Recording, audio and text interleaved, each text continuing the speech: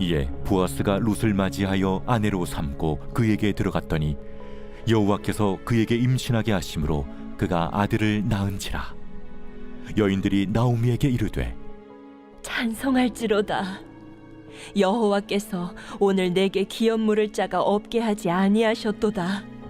이 아이의 이름이 이스라엘 중에 유명하게 되기를 원하노라. 이는 내 생명의 회복자이며 내 노년의 봉양자라. 곧 너를 사랑하며 일곱 아들보다 귀한 내 며느리가 낳은 자로다 하니라.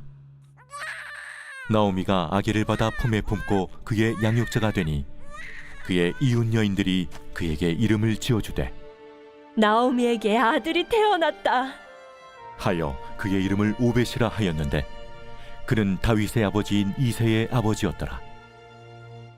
베레스의 계보는 이러하니라. 베레스는 헤스론을 낳고 헤스론은 람을 낳았고 람은 암미나답을 낳았고 암미나답은 나손을 낳았고 나손은 살몬을 낳았고 살몬은 보아스를 낳았고 보아스는 오벳을 낳았고 오벳은 이새를 낳고 이새는 다윗을 낳았더라.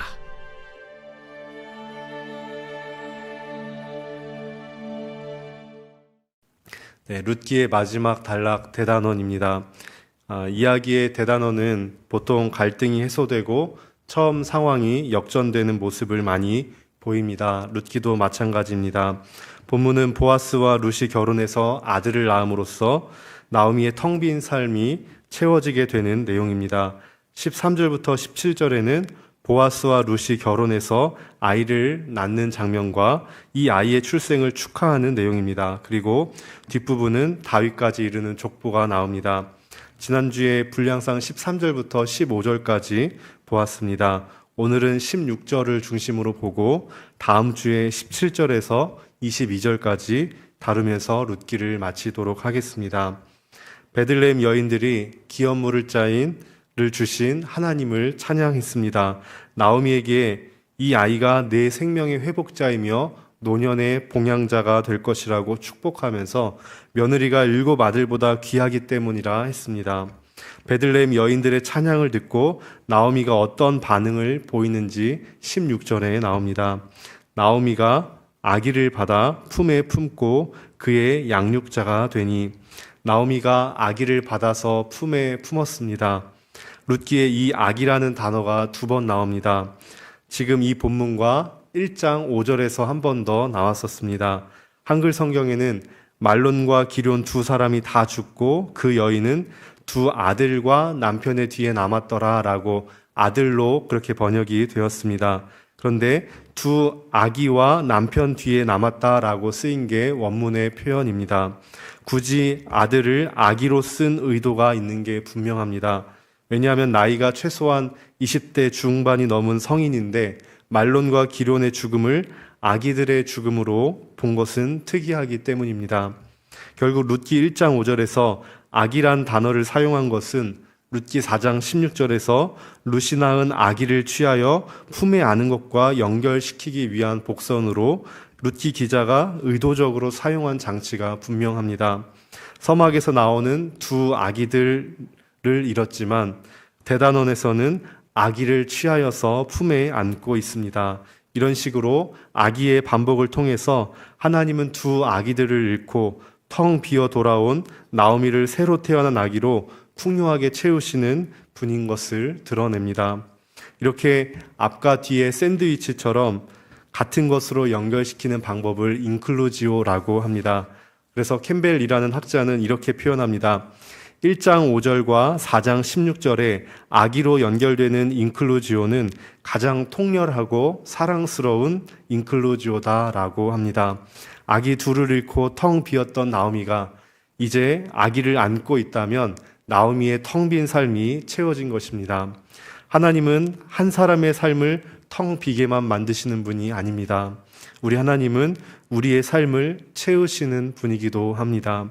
이 진리는 저와 성도님들께 어떤 도전과 은혜를 주고 있을지요. 욥의 고백을 보겠습니다. 욥기 1장 21절에 이르되 내가 모태에서 알몸으로 나왔사온즉 또한 알몸이 그리로 돌아가올지라 주신 이도 여호와시요 거두신 이도 여호와시니 여호와의 이름이 찬송을 받을 되었지니이다. 욥은 나오미처럼 하루아침에 7 아들과 3 딸을 잃었습니다. 그러나 하나님을 향하여 욕하거나 저주하지 않습니다. 나중에는 온몸에 피부병이 생겨서 극심한 고통을 당하게 됩니다. 부인마저 당신이 그래도 자기 온전함을 굳게 지키겠느냐, 차라리 하나님을 욕하고 죽으라 라고 합니다. 욥의 대답이 이렇습니다. 그대의 말이 한 어리석은 여자의 말과 같도다. 우리가 하나님께 복을 받았은즉 화도 받지 아니하겠느냐 하면서 입술로 하나님을 저주하는 범죄를 저지르지 않습니다. 물론 새 친구와 이 3라운드에 이르는 대화 중에는 거친 말도 종종 내뱉지만 욥은 그의 온전함을 지켰습니다. 그 결과 욥이 하나님에 대해 한 말이 옳았다는 인정을 받습니다. 그뿐 아니라 하나님께서 욥을 원래의 상태보다 훨씬 더 크게 회복시키십니다. 욥기 4장 42장 12절부터 17절을 제가 한번 읽어드리겠습니다. 여호와께서 욥의 말년에 욥에게 처음보다 더 복을 주시니 그가 양 14,000과 낙타 6,000과 소 1,000결이와 암나귀 1,000을 주었고 또 아들 7과 딸 3을 두었으며 그가 첫째 딸은 여미마라 이름하였고 둘째 딸은 그시아라 이름하였고 셋째 딸은 게렌합북이라 이름하였으니 모든 땅에서 욥의 딸들처럼 아리따운 여자가 없었더라. 그들의 아버지가 그들에게 그들의 오라비들처럼 기업을 주었더라. 그 후에 욥이 140년을 살며 아들과 손자 4대를 보았고 욥이 늙어 나이가 차서 죽었더라. 나오미도 마찬가지입니다. 여호와께서 자기를 치고 있다고 믿고 있음에도 불구하고 모압 지방에 주저앉아 있지 않았습니다. 나오미는 모압에서 일어나 자신을 치고 있는 여호와가 다스리는 땅 베들레헴으로 돌아왔습니다. 베들레헴으로 돌아오면서 여인들을 향해서 이렇게 말했습니다. 내가 풍족하게 나갔더니 여호와께서 내게 비어 돌아오게 하셨느니라.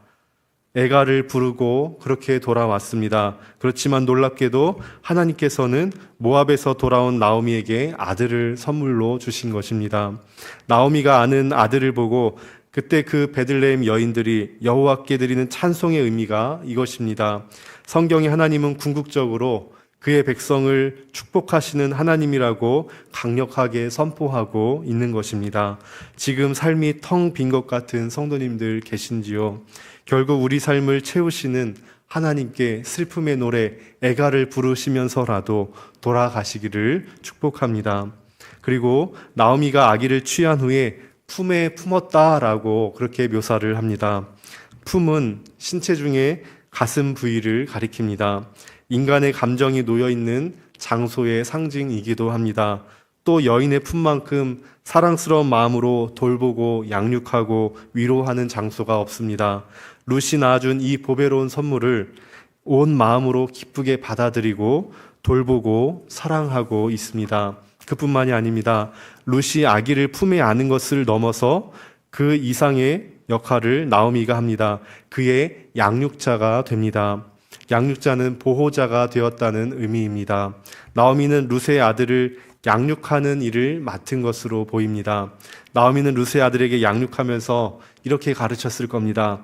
너는 보아스의 기업 물음을 통해서 죽은 말론의 아들로 태어난 아들이란다. 텅 비어 돌아온 나오미, 재앙을 겪으면서 남편과 2 아들을 잃으면서 마치 자신의 생명이 없어진 것 같은 경험을 했던 그 나오미가 이제는 양육하는 새로운 소명을 받아들이고 있습니다.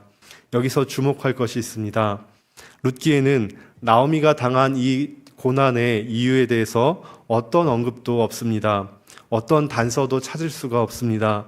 베들레헴 여인들은 나오미에게 기업 물을 자, 생명의 회복자, 노년의 봉양자를 주신 여호와만을 찬양할 뿐입니다. 나오미도 왜 나에게 이런 일이 있었는지 묻지 않습니다. 왜 내게 이런 재앙을 주셨는지 질문하지 않습니다. 질문은 생략하고 하나님을 찬양하는 베들레헴 여인들의 말을 반박하지도 않습니다. 그 이유가 무엇일까요? 재앙이나 환난을 당한 성경의 인물들을 보면 하나님이 왜 재난을 허락하셨는지 만족할 만한 대답이 주어지는 대신에 새로운 소명을 주시면서 재난을 극복하도록 도우시는 모습이 많이 나옵니다. 엘리야는 로뎀나무에서 불평했습니다. 그런데 그 불평에 대한 설명 대신 새로운 사명을 받습니다. 예레미야도 15장 10절에 내게 재앙이로다 라고 시작하면서 불평을 시작해서 18절에 이렇게 마칩니다. 나의 고통이 계속하며 상처가 중하여 낫지 아니함은 어찌 됨이니까 주께서는 내게 대하여 물이 말라서 속이는 시내 같으시리이까. 그런데 이어지는 19절부터 하나님의 대답은 예레미야에게 왜 이런 고통이 주어졌는지 설명하시는 대신에 만족할 만한 대답을 하시는 대신에 새로운 소명을 주십니다. 20절에 내가 너로 이 백성 앞에 견고한 놋 성벽이 되게 하리니 그들이 너를 칠지라도 이기지 못할 것은 내가 너와 함께하여 너를 구하여 건짐이라. 여호와의 말씀이니라. 내가 너를 악한 자의 손에서 건지며 무서운 자의 손에서 구원하리라. 예수님께서도 십자가상에서 엘리 엘리 라마 사박다니 나의 하나님 어찌하여 나를 버리셨나이까 묻지만 만족할 만한 대답은 없습니다. 십자가에서 죽으시고 부활하셔야 하는 예수님의 사명만 있을 뿐입니다. 나오미에게도 모압에서 당한 환난의 이유가 설명되지 않습니다. 나오미는 단지 자신의 미래를 보장할 아이를 키우는 소명으로 새로운 축복의 조건으로 대답을 받은 것 뿐입니다. 나오미의 입장에서는 예루살렘으로 돌아오고 일어난 모든 일들에서 하나님의 신실하심을 다시 한번 확인했습니다. 그리고 그 아이를 양육하는 것을 받아들이기로 합니다. 사실상 인간에게 닥치는 재앙을 원인을 대부분 알 수 없습니다. 그래서 저와 성도님들께서는 고난 중에 고통당하는 분들을 대할 때 조심해야 합니다. 고난의 원인을 찾아내서 고통을 배가시키는 일을 해서는 안 됩니다. 아들을 잃은 신학자 니콜라스 월터 스코프는 나는 사랑하는 사람을 잃었습니다 라는 책에서 이렇게 씁니다. 왜 고통이 따르는지에 대한 명확한 답은 우리에게 주어지지 않는다. 물론 어떤 고통은 전쟁, 폭행, 풍요 속의 빈곤, 상처 입히는 말과 같은 우리가 지은 죄의 결과라는 것을 쉽게 알 수 있다. 또 어떤 고통은 징계일지도 모른다. 그러나 전부 그렇지는 않다. 나머지 고통의 의미에 대해서는 아무도 우리에게 말해주지 않는다. 우리가 이해할 수 있는 의미의 폭은 아주 미비하다. 고통에는 우리의 죄보다 더 큰 무엇인가가 있다. 룻기도 나오미가 당한 재난의 원인을 신비에 묻어두고 있습니다. 왜 이런 고난을 당해야 하는지 속 시원한 대답은 주어지지 않고 대신 룻이 낳은 아들을 키우는 양육자의 소명을 받아들입니다. 나오미는 이 아기를 품에 품고 양육자가 되는 소명을 받아들이면서 슬픔과 고통이 가져다 주는 보배를 깨닫게 되었을 것입니다. 월터 스코프는 고난을 선택할 수 없지만 고난을 통해서 주어지는 보배를 소중하게 여길 줄 아는 삶의 신비에 대해서 이렇게 말합니다. 어떻게 해야 우리는 고통을 치워달라고 간구하면서도 동시에 고통이 가져다 준 것들에 대해서 감사할 수 있는가? 여전히 의문이 남기는 하지만 그러나 내가 깨달은 것은 고통이 고통당하는 자의 축복이 될 수도 있다는 것이다. 예전에 동료였던 한 친구는 심장마비에 걸려 죽을 뻔했던 경험을 어느 것과도 바꾸지 않겠노라고 말했다. 고통의 골짜기에서는 절망과 비통함이 생겨난다. 그러나 성품 또한 연그러 간다. 고통의 골짜기는 인간을 다듬는 계곡인 것이다. 그러나 이제 모든 것들이 주위에서 미끄러지듯 사라진다. 내가 받은 축복을 어떻게 말할까? 나는 무엇으로 감사하며 무엇으로 애통해 하는가?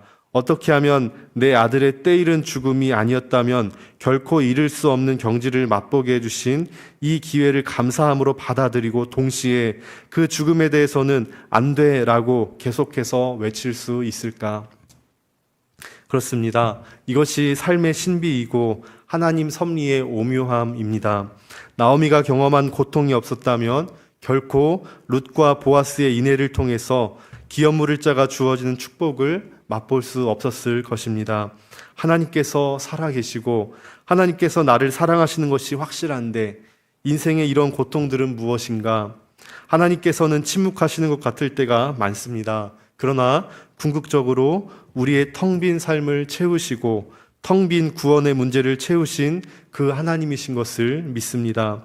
그 하나님의 크심과 신실하심을 여전히 믿으며 오히려 새롭게 소명의 자리로 부르시는 것은 어떤 소명의 자리가 있으신지요?